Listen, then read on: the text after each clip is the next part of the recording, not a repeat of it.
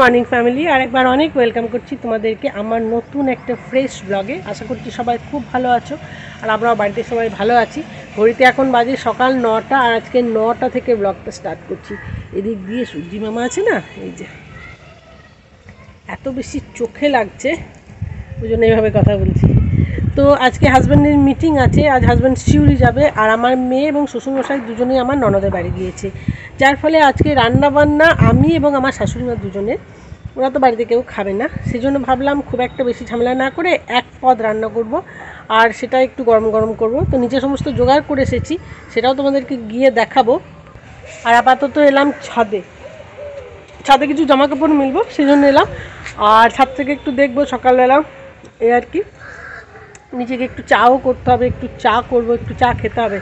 আর ওয়েদারটা ভীষণ সুন্দর, শীতকালে ওয়েদার তো এমনিতেই সুন্দর হয়, আর হাওয়া দিচ্ছে, তার উপরে আবার একটু মেঘ মেঘ করে আছে, বেশ ভালো লাগছে। তবে এরকম ওয়েদারে এই ট্যাঙ্কের জলে কাজ করা, মানে এই ট্যাঙ্কের জলটা তো নিচে যাচ্ছে, তো নিচে রান্নাঘরে কল খুলে খুলে বারবার জিনিসপত্র ধুতে হাতটা পুরো জমে যাচ্ছে। দেখো কেমন হাওয়া দিচ্ছে, দেখে কেমন হাওয়া দিচ্ছে। আর এদিকে আমার ছাদটা তো পুরো একদম বলে না ফুলে ফেপে উঠেছে, ফুল গাছ দিয়ে। একটা খুব মজার ব্যাপার কি, আমাদের এই যে পাশের বাড়িতে যে মামিমারা আছেন, ওরা বলছেন যে লোকজন দেখে ভাবছে যে ওনাদের ছাদে ফুল ফুটেছে। তো ওই মামাকে বারবার ডেকে ডেকে বলছে আপনাদের ছাদটা বেশ সুন্দর লাগছে, ফুল ফুটেছে। তো মামা বেশ মানে মজা করছিল যে তোমরা ফুল গাছ লাগাও আর আমার বাড়িতে নাম হয়, এ আর কি। তো চলো, সকালবেলার কাজ তো শুরু হয়ে গেল, দিন যেদিকে যাবে ব্লগ তো সেদিকেই যাবে।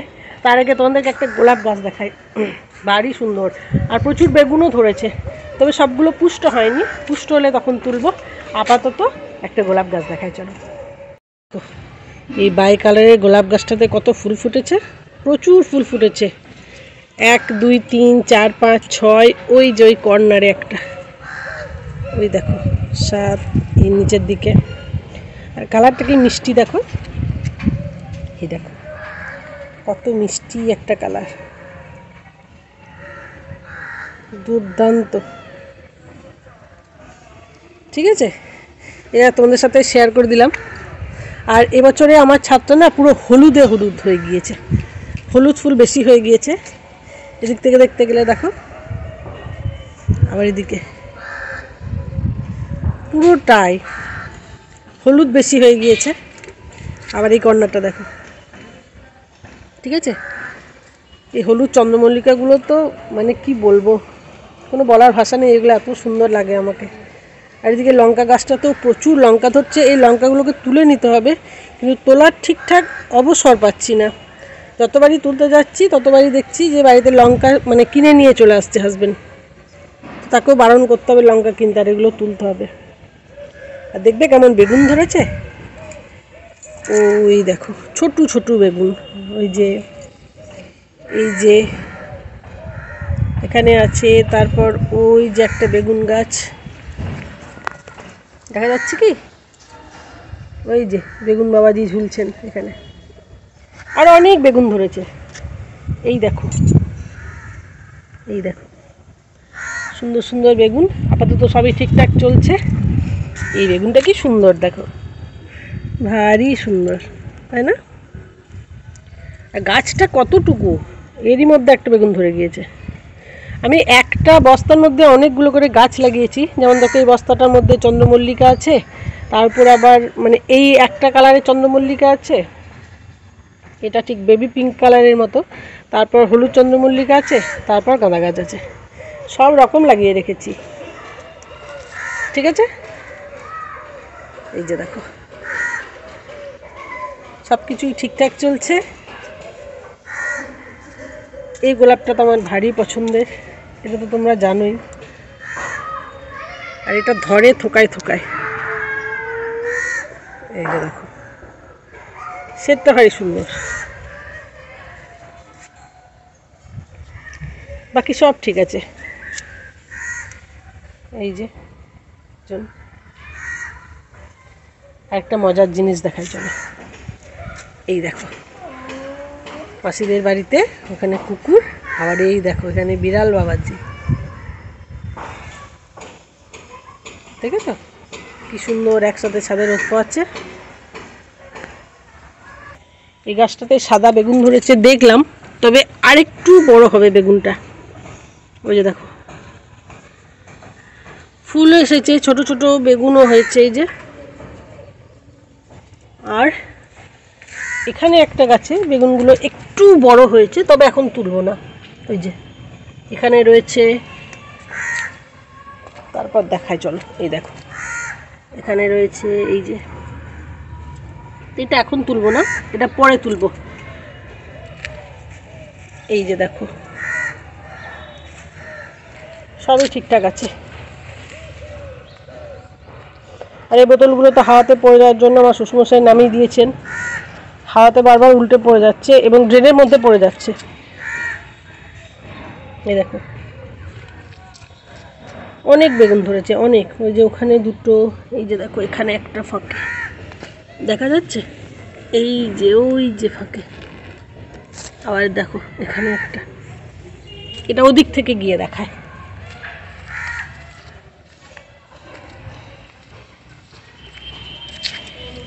এই যে দেখো এই গাছটায় কতগুলো বেগুন, এখানে একটা, এখানে দুটো, আবার দেখো এখানে, আবার এই যে নিচে অনেকগুলো বেগুন হয়েছে।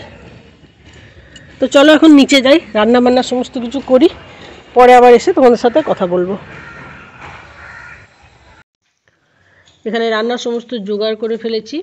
এই যে ফুলকপি কেটে নিয়েছি, আর একটা ফুলকপিতে কতগুলো হয়েছে দেখো ফুল। আর এখানে আলু কাটা আছে, ফুলকপি আলু দুটোকেই জলের মধ্যে ভিজিয়ে রেখে দিয়েছি। ঠিক আছে, ফুলকপিটাকে একটু গরম জলে ভাপিয়ে নেব, কারণ বাজারের জিনিস বিভিন্ন রকম কীটনাশক প্রয়োগ হয়। আর এদিকে দেখো মাছ আছে,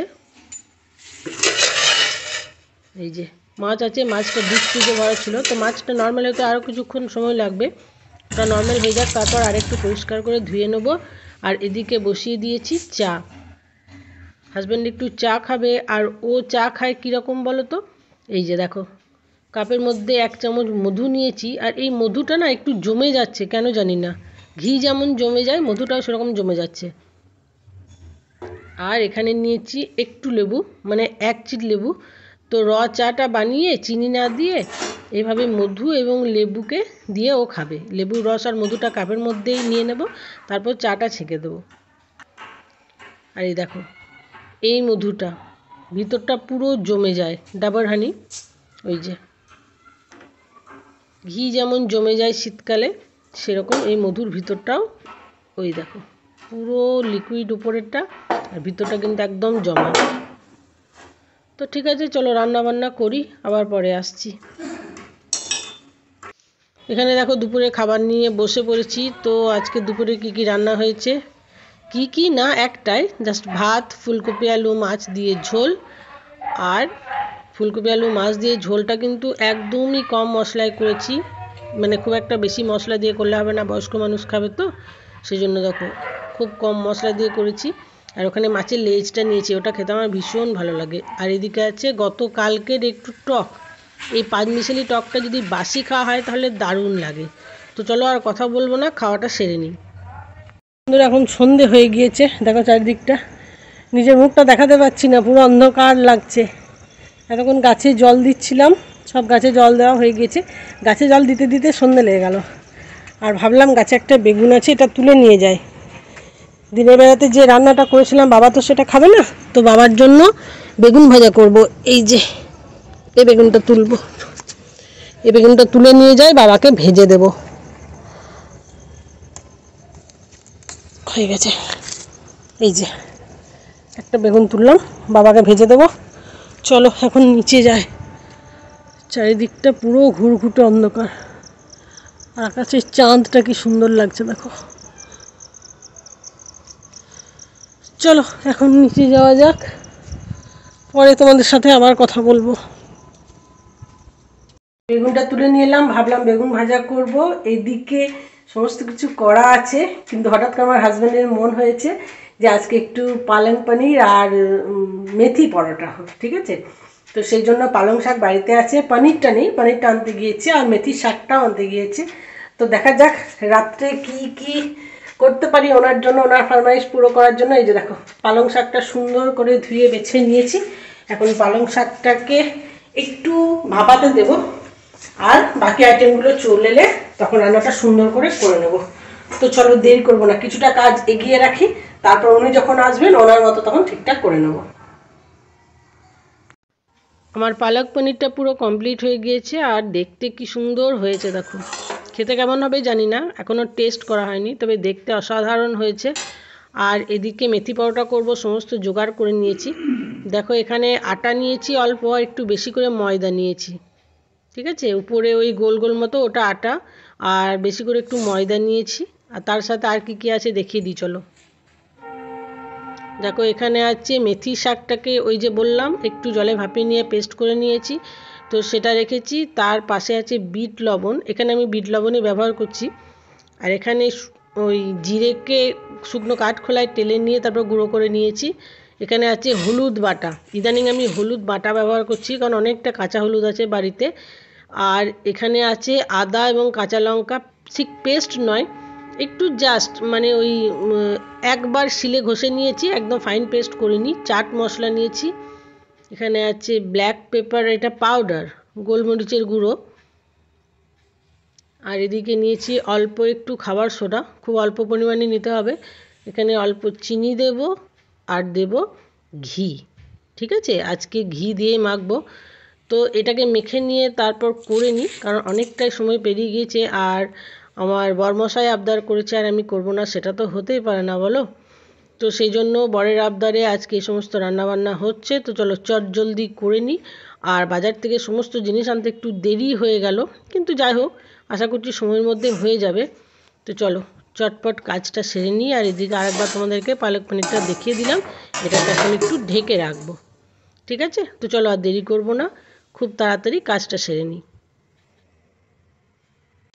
এখানে দেখো বন্ধুরা বসে পড়েছি রাত্রের খাবার নিয়ে, পালক পনিরটা নিয়ে চলে এসেছি। আর এই যে হচ্ছে মেথি পরোটা, হটপটের মধ্যে ছিল যাতে এটা গরম থাকে, তো একটু ঢাকাটা খুলে তোমাদেরকে দেখিয়ে দিলাম। এখানে থালা বেড়ে নিয়েছি সকলে।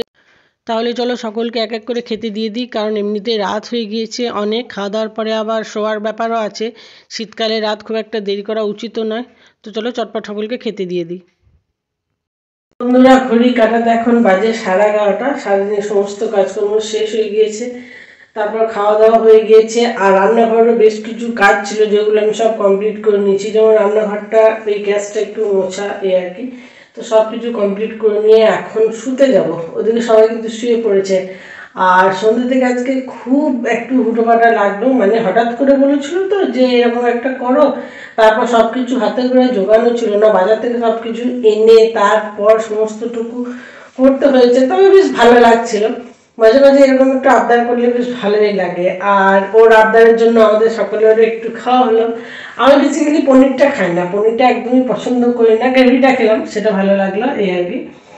তো চলো আজকের মতো এই ভিডিওটা এখানে শেষ করছি, নতুন ভিডিও নিয়ে তো আবার হাজির হয়ে যাবো। তো আজকের ভিডিওটা কেমন লেগেছে কমেন্ট বক্সে গিয়ে কমেন্ট করে জানিও, একটা করে লাইক করো ভিডিওতে, এটা রিকোয়েস্ট বলতে পারো, একটা করে লাইক করো ভিডিওতে। তো দেখা হবে তোমাদের সাথে আবার নতুন একটা ভিডিওতে, ততক্ষণের জন্য সবাইকে অনেক অনেক থ্যাংক ইউ আজকের ভিডিওতে আমার সাথে থাকার জন্য।